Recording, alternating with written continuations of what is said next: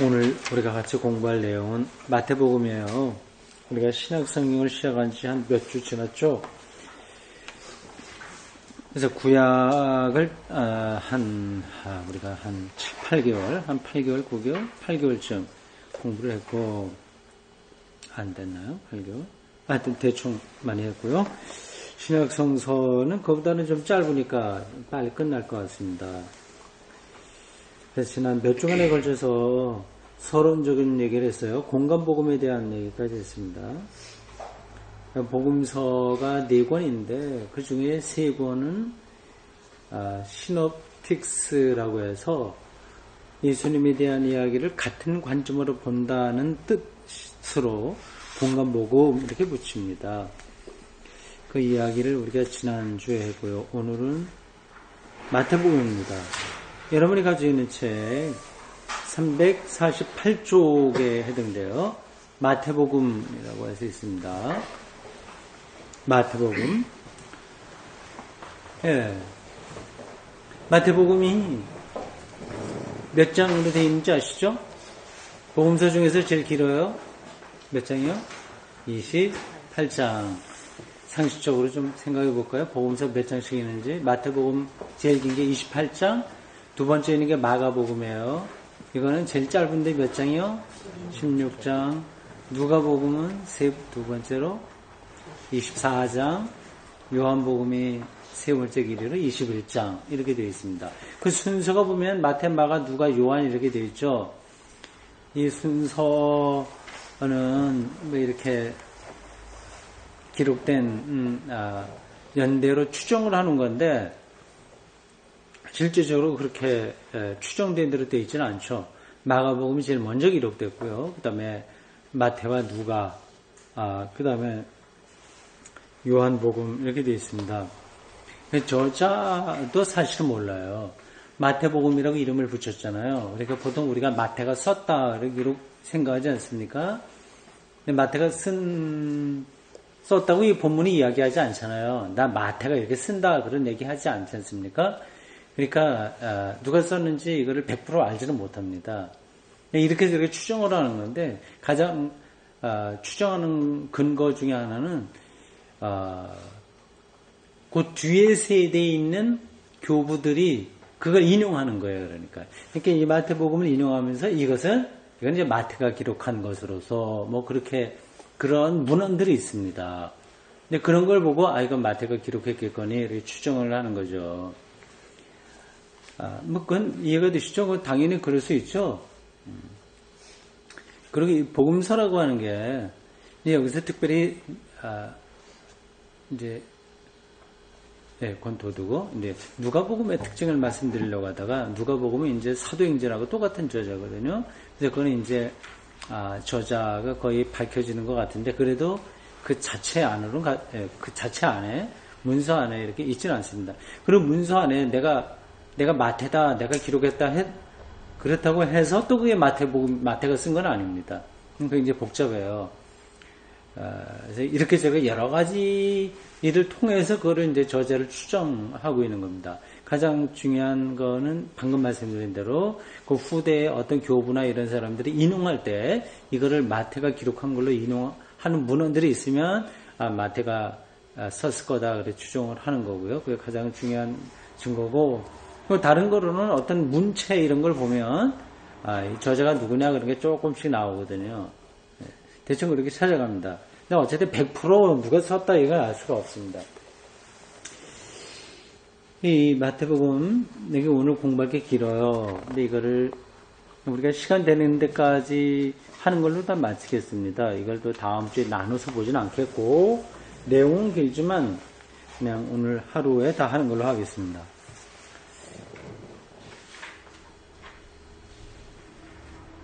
일단 다시 한번 머릿속으로 좀 정리해 보시겠어요? 지난번에 공간복음 할 때 이야기했는데 이 복음서 내용이 한 몇 가지로 정리되잖아요. 거의 똑같이 돼 있어요. 가장 중요한 거는 예수님에 대한 얘기인데 그중에서 이 네 복음서가 다 같이 중요하게 생각하는 부분이 어떤 거라고 그랬죠? 예수님의 순환. 순환과 십자가 죽음과 부활. 요게 핵심적입니다. 이게 네 복음서가 똑같이 다 맨 나중에 3장씩을 할애해서 기록하고 있어요. 이게 핵심이에요. 사실은 요거를 이야기하려고 앞에 있는 이야기가 다 있다고 보면 되겠습니다. 가장 중요한 핵심되는 부분에 이건 복음서가 다 가지고 있습니다. 그래서 그렇게 좀 몇 가지로 나눌 수 있는데 가장 중요한 게 그 예수님의 십자가 고난 부활이고요. 그걸 그렇다고 생각하시고 다시 한번 정리하겠습니다. 이 복음서의 내용은 이제 예수님이 어디서 출발해서 점점 이제 여행을 하시다가 어느 도시에 들어와서 체포당하고 돌아가셨다. 그 이야기를 하는 겁니다. 그러니까 굉장히 단순해요, 사실은요. 그러니까 처음에 활동이 어디겠습니까? 처음 시작한 활동한 곳이 당연히 갈릴리예요. 갈릴리 지역, 갈릴리 호수 부근입니다. 제자들 부르고 뭐 이렇게 한 거 다 갈릴리예요. 갈릴리 호수가 있고요. 여러분들 그 지도를 조금 생각하시면 될 텐데, 이 팔레스타인, 그 가나안 땅이 왼쪽으로는 지중해가 있고요. 거기 면에 있습니다. 그리고 그 면해가 팔레스타인 땅이 있고, 그 오른쪽이 요단강이 있어요. 요단강 동쪽이 이제 모압광이야 하고 왼쪽이 이제 팔레스타인 땅인데 여기 이제 팔레스타인 땅에 이제 모든 복음서에 나오는 이야기들의 지명이 거기 있습니다. 그러니까 그 요단강을 중심으로 해서 요단강을 꼭대기가 밑으로 해서 요단강 위에 북쪽으로 있는 호수가 갈릴리 호수고 남쪽에 있는 호수가 아시죠? 사해예요. 사해. 이름 들어보셔요. 사해. 사해는 좀 크고 갈릴리 바다는 좀 작습니다. 갈릴리 호수는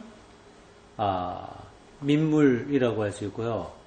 그리고 사해는 뭐라 그래요? 민물이 아니면 반대는 뭐야? 예. 소금물이에요. 바다는 아닌데 호수인데 소금물입니다.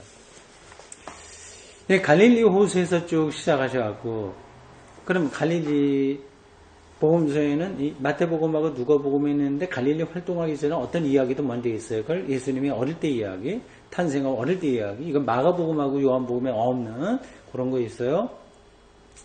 그게 있고, 그다음에 갈릴리에서의 활동이 있고 이게 굉장히 중요한 대목입니다. 갈릴리가 있고, 그 다음에 뭐가 있을까요? 당연히 갈릴리에서 내려오면서 예루살렘이 향해서 가는 여행하는 과정에 있는 이야기. 예수님의 어릴 때 이야기. 두 번째 갈릴리에서의 활동, 그 다음에 예루살렘을 향하여 하는 중에 일어나는 이야기들. 그 다음에 뭐가 있어요? 당연히 예루살렘을 향해서 가는 이야기 있고 그 다음에는 당연히 어디에 예루살렘 안에 들어가서 무슨 일이 있었냐 그 얘기가 있는 거죠. 예루살렘 안에서 이야기. 그 다음에 나오는 거예요. 예수님의 순환과 십자가와 죽음과 부활 거죠. 정리가 됐죠? 예수님에 대한 복음서 이야기는 바로 이 5가지입니다. 5가지인가요? 5가지예요. 다시 정리가 됐겠죠? 예수님의 어릴 때 이야기. 어릴 때 이야기는 누가복음하고 마태복음만 있어요. 마가복음하고 요한복음이 없다고 하는 이야기는 이건 별로 그렇게 중요하지 않은 이야기다. 어떻게 보면 그렇게 생각할 수 있어요. 중요하지 않다는 표현은 정확하지 않고 그건 이제 어떤 다른 사실을 말하기 위한 전제 조건인가? 아니면 귀결인가? 뭐 생각할 수 있습니다. 어쨌든 복음서 2군데 나와 있으니까 우리가 그걸 한 항목으로 볼 수 있어요. 예수님 어릴 적 이야기. 두 번째 갈릴리 활동. 세 번째 예루살렘을 향해서 네 번째는 갈릴리를 향해서가 아니라 잠깐 말을 제가 안 해요. 예루살렘을 향해서 여러분들이 대답을 잘 안 하니까 내가 말하다 소리가 나옵니다. 예루살렘을 향해서 세 번째. 네 번째는 예루살렘 안에서. 마지막 5번째는 순환 십자가 죽음 부활. 요거 5 항목으로 되어 있어요. 그럼 머릿속에 넣으시면 이 복음서 전체 구조는 다 들어오는 겁니다. 네.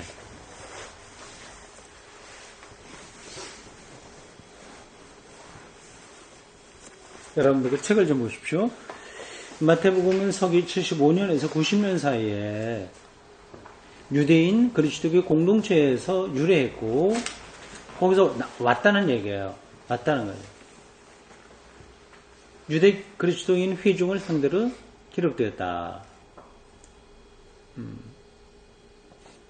어쨌든 유대 그리스도인이에요. 유대 그리스도인하고 반대되는 것은 뭘까요? 헬라 그리스도인이에요. 예. 75년에서 90년 사이라고 하니까 75년하고 90년이라고 하니까 이때가 언제일까요? 이게 상당히 후대예요. 예수님이 십자가에 달려 돌아가신 게 기원 후 한 37년경 됩니다. 아니 30년경. 내가 착각했네요. 30년경 됩니다.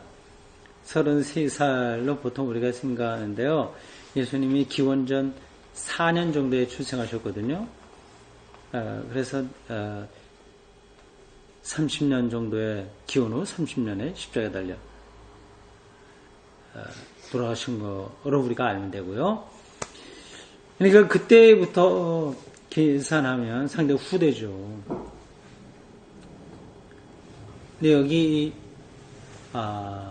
유대 역사에서 중요한 게 70년에 일어났습니다. 유대 전쟁이에요. 전쟁이 그 전부터 있었는데 70년에 끝났죠. 근데 그게 굉장히 유대 역사에서는 중요했고요. 복음서가 기록되는데도 여러 가지로 영향도 많이 미치고 중요했습니다. 네, 좀 가보죠. 비록 저자의 이름을 마태복음서에서 찾아볼 수 없지만 파피아스 시대 이래로 사도 마태가 저자로 알려졌다. 그 별 표시되어 갖고 밑에 각주가 있습니다. 이 파피아스라고 하는 사람은 2세기 초요. 소아시아에 있는 히에로폴리스의 감독이었다. 소아시아는 지금으로 말하자면 터키 지역이에요. 초기 그리스도교회는 거기에 기독교가 정말 강했습니다. 바울이 거기에 전도도 많이 했고요. 예루살렘에서도 멀지 않아요. 육로로도 갈 수 있고 배를 타고도 갈 수 있고 그래서 굉장히 거기에 많이 복음이 전파됐습니다. 근데 거기에서 감독으로 활동하던 사람이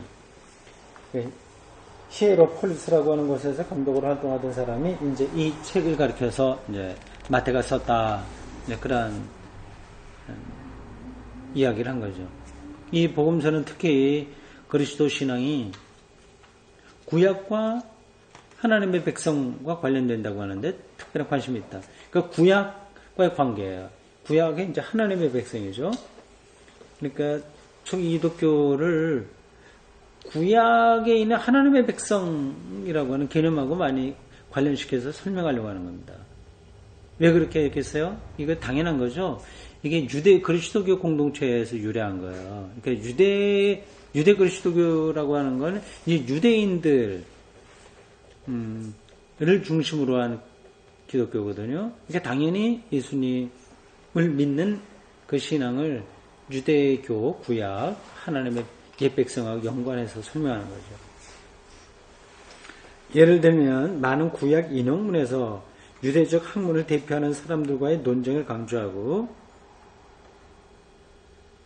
메시아로서의 예수에 관한 칭호를 여러 번 반복하며 예수의 권위 있는 가르침을 강조한다. 인자, 사람의 아들이라고 하는 건데 낱말 뜻으로 뭐 별거 아니지만 이건 유대 묵시문학에서 중요한 의미가 있어요. 예. 마지막 때의 세계 심판자로 올 자를 가리켜서 유대 묵시문학에서는 인자라고 했습니다. 인자로서의 예수의 활동에서와 같이 그의 교훈에서 구약의 율법이 성취된다. 그러니까 구약하고 관련성이 굉장히 깊은 거예요.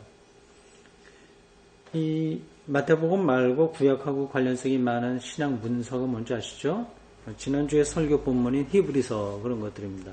히브리서는 아주 노골적으로 모든 걸 다 구약하고 연관해서 설명하고 있어요. 그러니까 예수 그리스도를 율법의 성취로 얘기하는 거죠.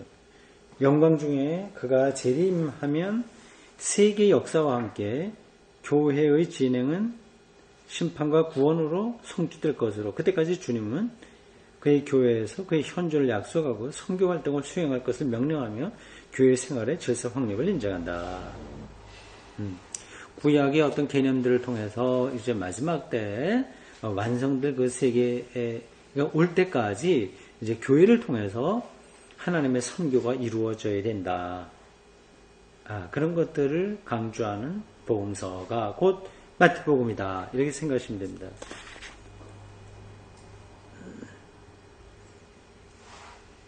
(1번) 예수의 유년기 1장과 2장입니다. 이 마태복음은 예수님의 족보 이야기로부터 시작합니다. 그래서 그 예수님의 출생에 대한 이야기, 처녀 탄생, 349쪽으로 넘어가세요.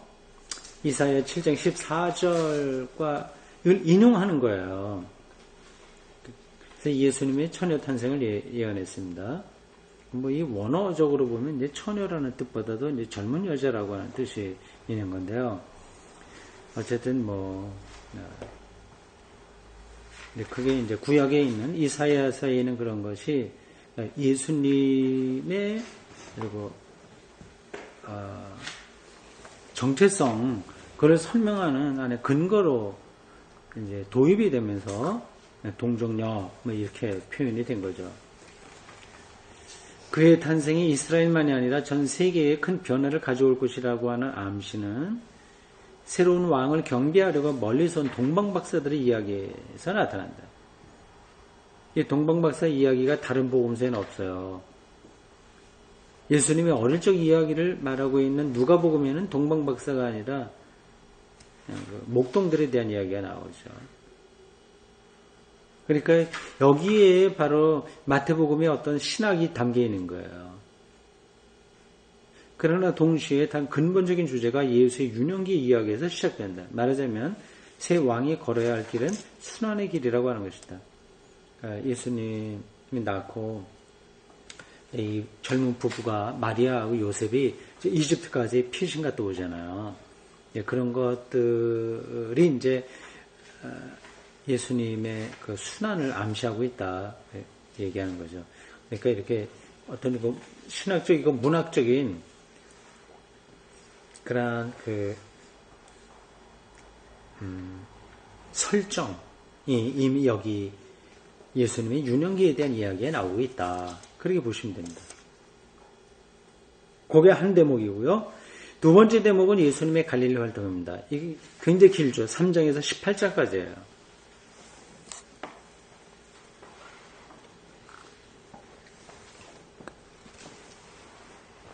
3장에서 18장까지 큰 제목만 좀 툭툭 우리가 건너뛰는 방식으로 보겠습니다.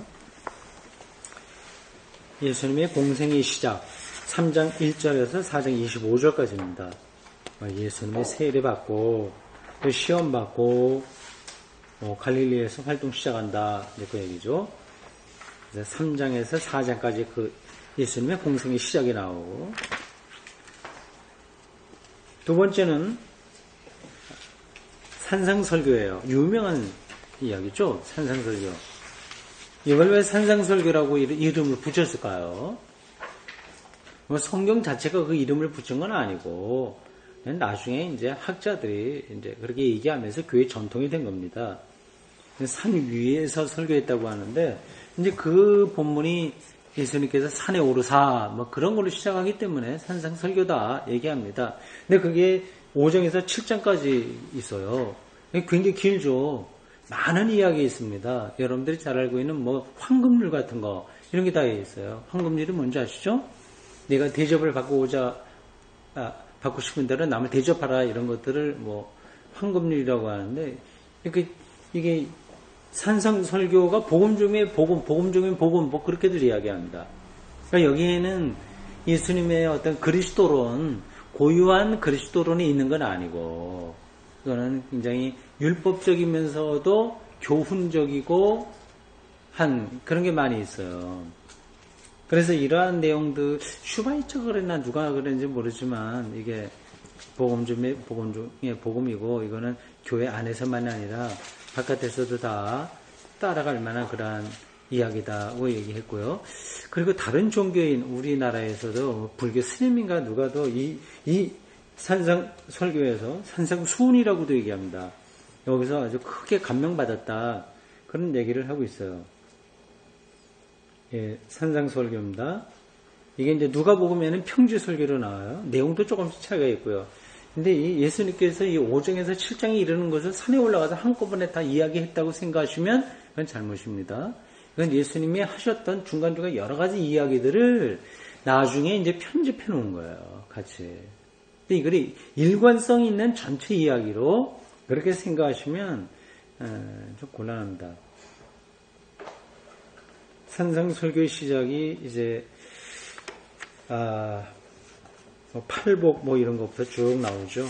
한번 시간 있을 때 5장에서부터 7장까지 쭉 읽어보십시오. 중요한 이야기들 많이 나오고 있습니다.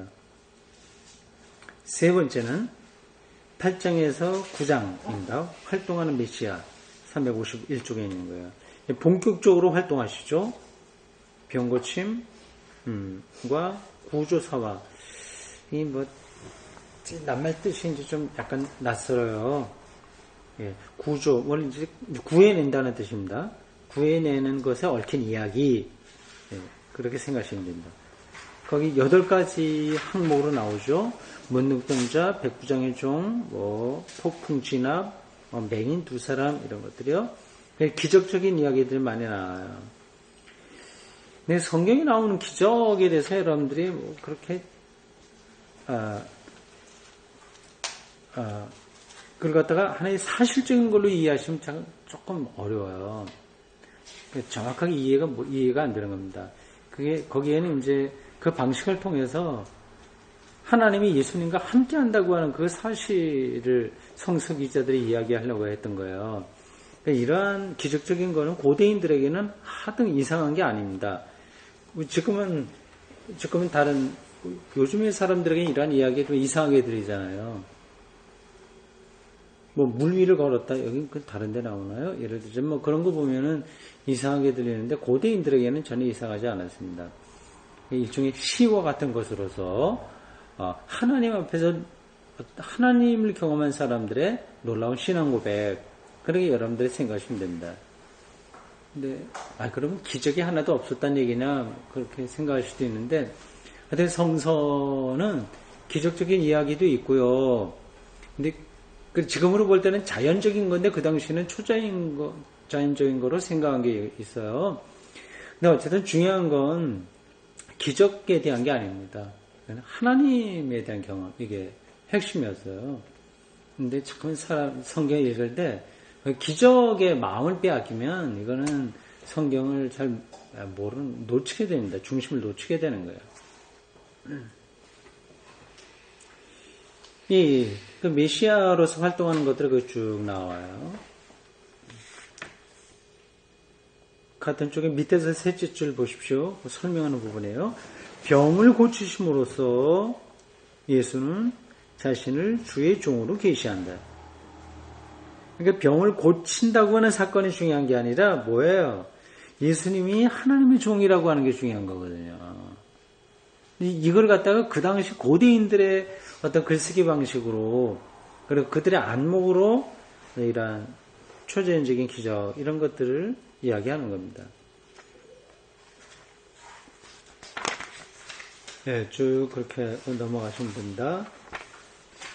그 다음, 네 번째요. 352쪽 중간입니다. 10장이에요. 전도자의 파송입니다. 5 종류로 거기 나와 있습니다. 12사도의 지명, 전도자를 위한 선교 지침, 박해시에 대비한 경고, 두려워 말라, 전도자가 받을 보상, 10장에 쭉 그런 이야기들 하고 있습니다. 이러한 이야기를 초기 기독교가 나누면서 우리도 바로 이러한 제자의 사명을 받았구나 하는 것을 다시 확인했겠죠. 당연히 그렇습니다. 5번째 오른쪽입니다. 요한의 질문입니다. 10장, 11장이죠. 세례 요한이에요. 세례 요한. 여섯 번째, 바리새파의 적대. 이때부터 이제 본격적으로 예수님이 어떤 그 적대자들을 만나게 되는 거예요. 그래서 이후로는 회당에 들어가지 못하시는 거죠. 그 전까지는 회당에서 활동을 많이 하셨어요. 그 예수님이 굳이 그 유대교 지도자들하고 이렇게 척을 지려고 하지는 않았습니다. 처음에 여러분들이 복음서에 보면 자주 확인할 수 있듯이 회당에 들어가서 말씀을 많이 전하셨어요. 근데 이제 언제부턴가 천천히 그 예수님의 말씀을 받아들이지 않을 뿐만 아니라 거부하는 그 종교 지도자들이 많이 생겼습니다. 여기 여섯 번째로 나온 이 대목이 바로 그것에 해당된다고 볼 수 있어요. 바리새파의 적대 12장 1절부터 50절까지 굉장히 기네요. 여기에 이제 안식일 논쟁이 나와요. 안식일에 이제 제자들이 밀리삭을 잘라 먹는 거 보고 시비를 걸고 이거저거 여러 가지 논쟁이 많이 벌어지게 됩니다. 그 다음 354쪽 일곱 번째 이야기입니다. 지금 우리는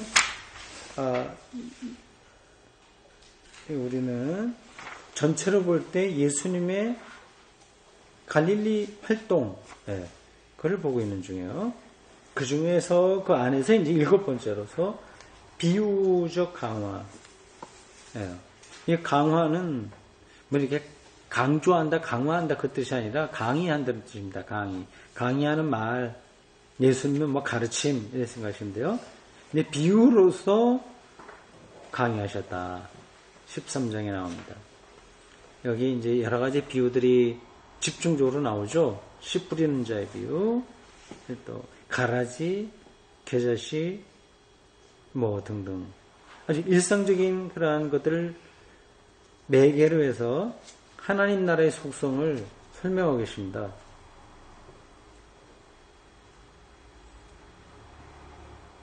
예수님이 이거 다 해보셨는지요? 주로 이제 목수일을 하고 사셨는데, 목수에 대한 비유는 별로 없죠.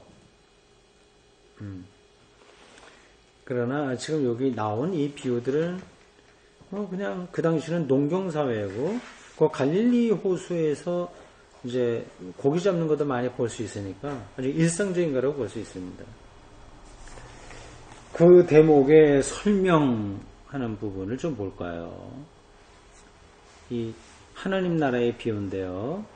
하나님 나라는 직접적으로 말할 수가 없습니다. 직접적으로는 하나님을 본 사람도 없어요. 하나님 나라를 본 사람도 없어요. 비유적으로 설명할 수 있을 뿐입니다. 모든 비유는 하나님의 지배에 도련한 추전으로 인한 놀라움과 관련된다. 놀라움. 이 지배는 혹은 통치라고 할 수 있어요. 하나님의 주권, 그리고 통치, 다스림 이런 것들이에요. 이 지배는 사람들 중에 한 사람의 추전 속에 감추어지고 이게 번역이 좀 시원찮죠? 이런 것들도 이거는 그러니까 예수님을 가리키는 거예요. 한 사람이 출현이라고 하는 것은. 예수님이 나타나셨는데 예수님에게 이 하나님 나라가 막 드러나는 게 아니라 감춰져 있다고 하는 거예요. 또 처음에 현 세상의 경고성에 관해서 아무것도 변경시킬 수 없는 듯한, 그래서 분명히 무기력한 메시지 안에 숨겨져 있다. 처음에는 아주 약해, 작아. 그렇다는 뜻이죠. 숨어 있어요. 그러나 나중에는 전체를 다 새롭게 하는 힘이라고 하는 거죠. 이처럼 비유들은 하나님의 주권의 시작을 말한다. 하나님의 주권, 하나님의 다스림, 하나님의 주도권의 시작을 말하는 거죠. 이런 표현들은 신학적이라서 잘 와닿지 않죠. 이걸 어떻게 할 수 있을까요? 예. 근데 개인적으로 생각해 보십시오. 처음 교회를 나왔을 때라든지, 아니면 예수님의 그 말씀을 처음 알아들었을 때는 작아요. 그것이 우리의 영혼의 울림에서 작아요. 또 있는지 없는지도 모릅니다. 그러나 그게 이제 우리 전체 영혼을 이제 지배하는 그런 때가 오게 되면 모든 존재가 거기 이제 뒤흔들려지고, 변화되고 하는 거하고 비슷한 겁니다. 근데 이 사회, 개인적으로 우리가 그걸 좀 설명할 수 있는데, 이 사회에서, 이 세상에서 정말 하나님의 나라가 그렇게 통치되고 있냐 하는 거는 쉽게 말하기 힘들어요. 기독교가 이만큼 퍼졌으니까 뭐 그게 바로 예수님의 하나님의 통치 아니냐. 처음은 갈릴리에서 시작한 작은 하나님 나라 운동이었었는데 그게 결국 예루살렘, 유대, 사마리아 땅끝까지 이렇게 확장된 거 그런 것들을 말할까 생각할 수 있습니다. 근데 뭐 반드시 그런 것만 이야기할 수는 없고요. 하나님 나라가 꼭 교회만을 통해서 되는 건 아니라서 그게 뭔지는 더 생각을 해봐야 될 겁니다. 그리고 아직도 이제 그 과정에 있다고 볼 수 있고요. 어쨌든 그건 그냥 기억해 두십시오.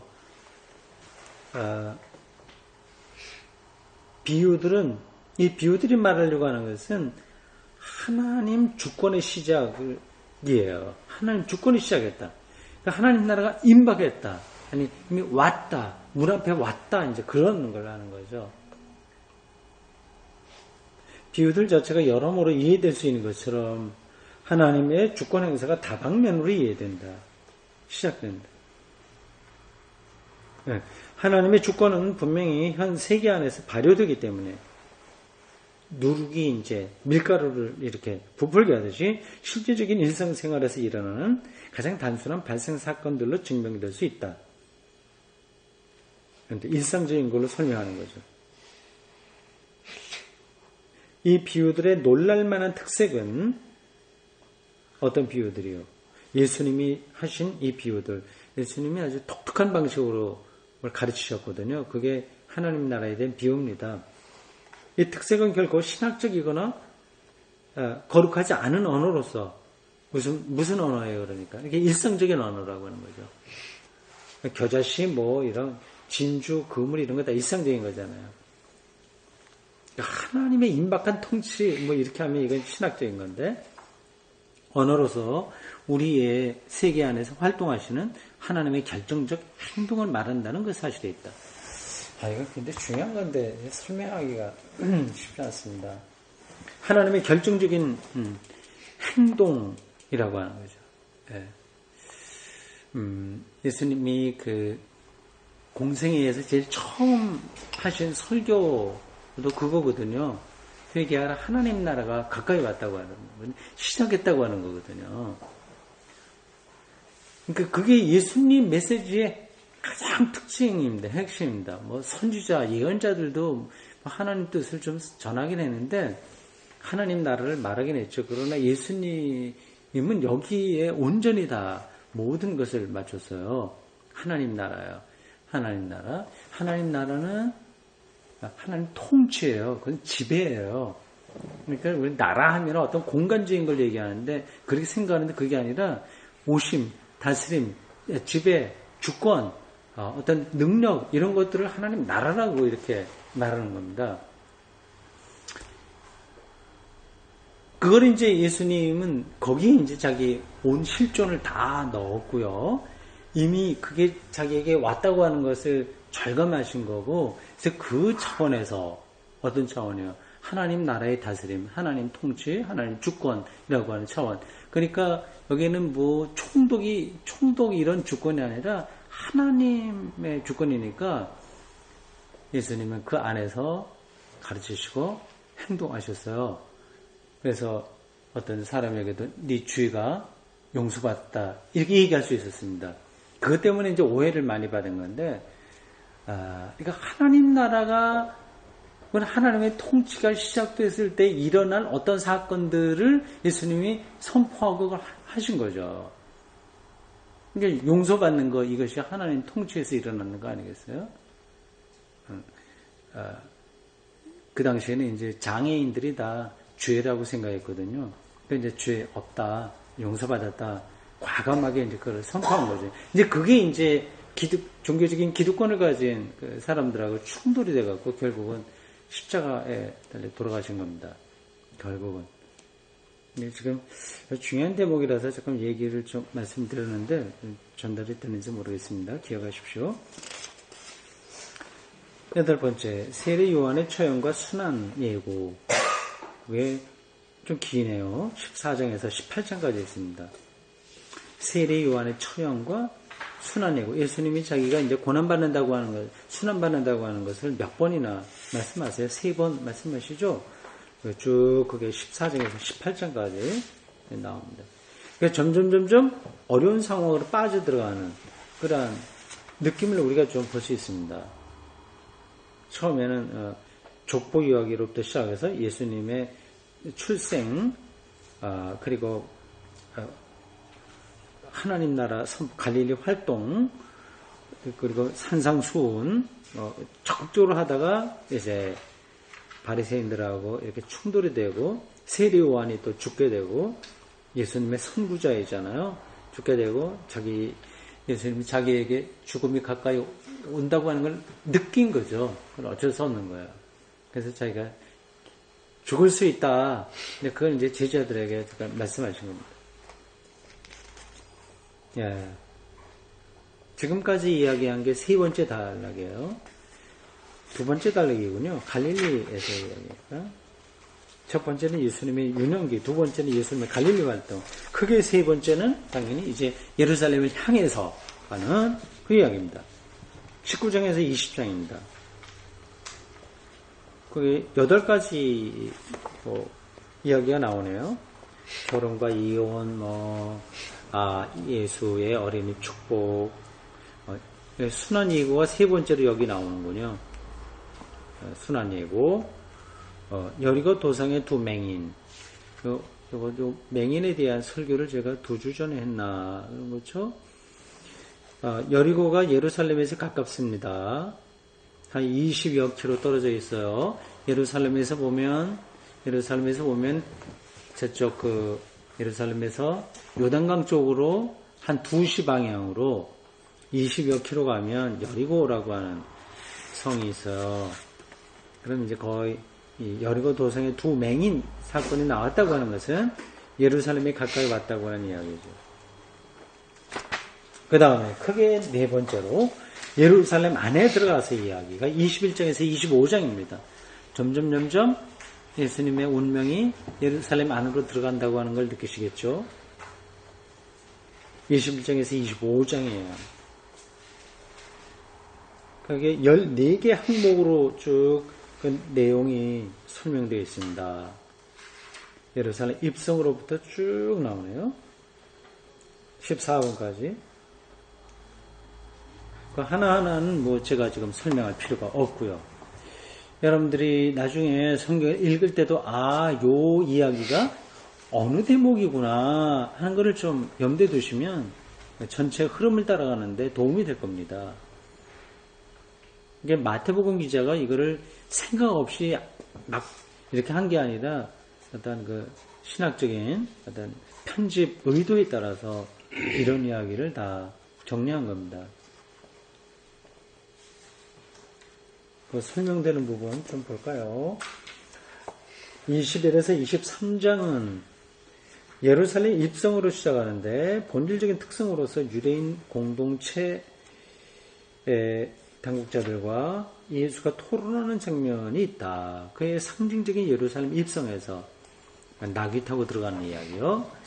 예수는 그의 도성으로 행진하는 이스라엘의 약속된 왕이나 겸비하여 감춘 왕이라는 그의 주장을 확고히 했다. 그러니까 일종의 퍼포먼스죠. 예루살렘 성으로 들어가면서 벌리는 어떤 그 행위 예술과 같은 건데, 근데 그게 구약 성경하고의 관계에서 설명이 되는 거예요. 스가랴 9장 9절 이렇게 되어 있습니다. 대충 그렇게 보십시오. 예. 여기 종말의 도래를 또 하나의 다른 항목으로 여기는 이 저자가 뽑아놨군요. 근데 이것도 사실은 예루살렘 안에 있는 이야기예요. 24장, 25장으로 따로 뽑았는데, 여러분 그 4월에 네 번째 보면 예루살렘에서가 21장에서 25장이잖아요. 그러니까 이게 딱 순서로 보면 이게 조금, 이거는 그 안에 들어가야 되는 건데, 이 사람이 따로 빼냈습니다.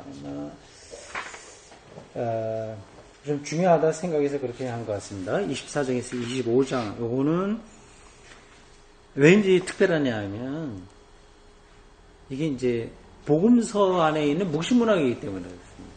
묵시문학. 제가 공부할 때 묵시문학이라고 많이 얘기하죠. 설교할 때도 가끔 그런 얘기도 하는데요. 묵시적인 성격을 가지고 있는 특별한 어떤 문학이에요. 그게 이제 여기 들어 있습니다. 그게 뭐 묵시문학이 그게 어쨌단 얘기냐 이렇게 생각할 수 있는데요. 그냥 묵시문학에 대한 설명은 다 하지 않고요. 이렇게만 잠깐 말씀드리고 넘어갈게요. 그러니까 복음서와 예수님의 말씀과 이런 것들이 그냥 하늘에서 뚝 떨어진 게 아니라 유대교라고 하는 거 바탕에서 나온 거예요. 그러니까 묵시문학이 없으면 기독교의 종말론도 없다고 볼 수 있습니다. 역사가 단절된 게 없거든요. 그냥 새로운 것 같지만 세상에서 새로운 건 하나도 없어요. 어떤 사상이든 다 마찬가지입니다. 우리나라에 동학 사상 그런 거 있잖아요. 새로운 것 같지만 다 있었던 거예요. 이거저게 이제 어떤 그 사람이 그걸 갖다가 이제 새롭게 이제 올린 그런 거에 불과한 거죠. 그게 얼마나 새롭냐 아니냐는 이제 그 사람의 역량에 따라서 달라지는데, 예수님의 말씀도 사실은 완전히 새로운 건 아닙니다. 유대교라고 하는 바탕에서 나온 거예요. 그러나 이제 그게 약간 모양만 바꾼 게 아니라 이제 그 근본 본질을 바꿨기 때문에 이제 예수님의 하나님 나라 선포가, 잘 들으세요? 유대교 안에 그냥 남아 있을 수가 없었어요. 만약에 약간 모양만 색깔만 바꿨으면 그냥 기독교는 생기지 않았습니다. 근데 유대교 안에 그냥 머물러서 약간 다른 파 정도, 학파의 차이 그런 정도만 할 수 있었어요. 근데 예수님의 말씀은 아주 근원적인, 유대교라고 하는 배경에서 나왔지만 근원적으로 달랐기 때문에, 요즘 쓰는 용어로 하면 패러다임, 이게 달랐기 때문에 이게 유대교 안에 머물러 있을 수가 없었던 거죠. 근데 이 묵시문학이라고 하는 거는 유대교의 옛날부터 있었던 건 아니고, 그것도 나중에 이제 차츰 생긴 건데, 바벨론 포로 갔다가 돌아온 다음에 굉장히 어려운 시대에 선지자들이 새로운 방식으로 하나님을 선포한 거예요. 에스겔서나 이런 데 많이 나오죠. 다니엘서에도 있고. 근데 그게 이제 이상한 건 아니죠. 다른 복음서에는 별로 많지 않아요. 이 마태복음 24장에서 25장 여기 집중적으로 나오고 있습니다. 이거는 그 내용을 말하면 핵심적으로 말하면 겁니다. 이 세상은 망한다. 완전히 망한다. 그리고 완전히 새로운 나라가 이제 온다. 그 얘기입니다.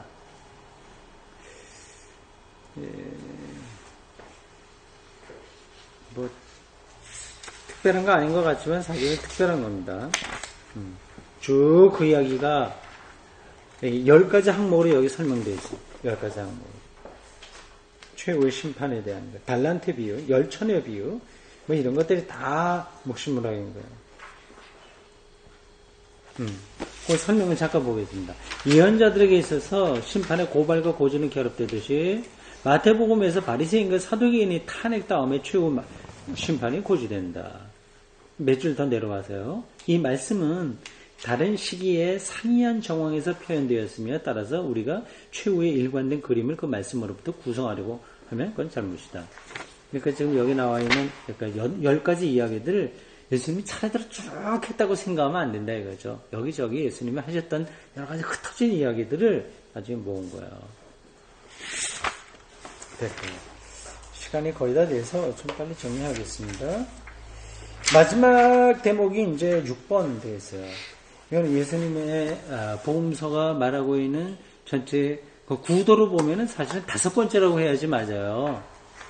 그러니까 이 종말의 또래 공간복음서의 묵시록이라고 하는 부분은 예루살렘 안에서 있었던 이야기 안에 포함되는 겁니다. 그러나 다 이제 여기 이제 클라우스 베스트만이 이제 따로 그거를 이제 좀 분류했기 때문에 그대로 우리가 따라가고 있어요. 고난, 죽음, 부활 이게 26장에서 28장 이게 핵심이에요, 사실. 이렇게 생각하시면 돼요. 지난주에 우리가 공간보험서 공부했듯이 그때 어떤 그 도표에서 우리가 확인했듯이 밑바닥은 건물로 치자면 보험서를 건물로 치면 밑바닥은 26장에서 28장에 있는 예수님의 십자가 죽음 부활입니다. 이게 기초예요. 그리고 그 위에 이제 이렇게 세워지잖아요, 건물들이. 그럼 맨 꼭대기에 조금 이제 예수님의 유년기 이야기 나오잖아요. 네. 그러니까 그 말은 뭐냐면 예수님의 이야기는 위에서부터 내려온 게 아니라 밑에서부터 올라간 거예요. 아시겠어요? 굉장히 중요한 이야기입니다. 그러니까 예수님의 십자가 죽음 부활 이 경험으로부터 시작해서 예수님의 공생애가 이해되고 그걸 전제로 해서 예수님의 출생 이 이야기가 나온 거예요. 그러니까 결국 십자가 죽음 부활 이걸로 예수님이 하나님의 아들이고 그리스도시면 메시아라고 하는 신앙 고백이 있고 그 시각으로 볼 때 예수님은 이미 역사 이전에 선제적으로 하나님과 하나이셨던 그분이다. 그런 신앙 고백에 이르게 된 거죠. 좀 복잡하죠? 하여튼 그 부분이 제일 중요합니다. 26장에서 28장. 내용은 여러분들 잘 아시니까 보십시오. 그거를 크게 보면 세 가지로 나눴네요. 1번, 죽음의 음모에서 겟세마네까지 26장에 있고요. 두 번째는 예수의 체포에서 거의 죽음까지 26장에서 27장. 굉장히 자세하게 기록되어 있어요. 그러면서 굉장히 감정이 억제됐어요.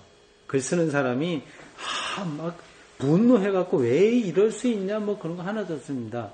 그리고 정말 슬프다 이런 얘기도 없고요. 담백하게 예수에 일어난 이야기들을 그냥 따라갑니다. 아주 필체가 이게 아주 드라이하게 이렇게 돼 있어요. 그러니까 억제되어 있어요.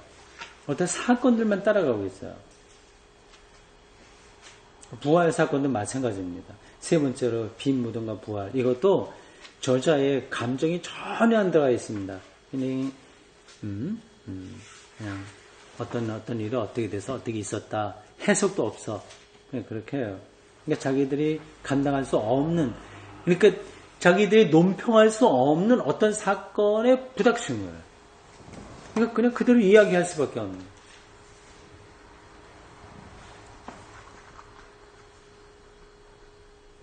네. 기도하겠습니다. 주님, 오늘 저희들 마태복음 전체 줄거리를 생각했습니다. 이러한 공부들이 복음서를 깊이 이해하는데 기초가 되도록 저희들의 마음을 붙들어 주옵소서. 복음서를 단순히 이해하는 것만이 아니라 그 복음서를 통한 예수 그리스도 사건에 우리가 더 깊이 들어가도록 인도해 주옵소서.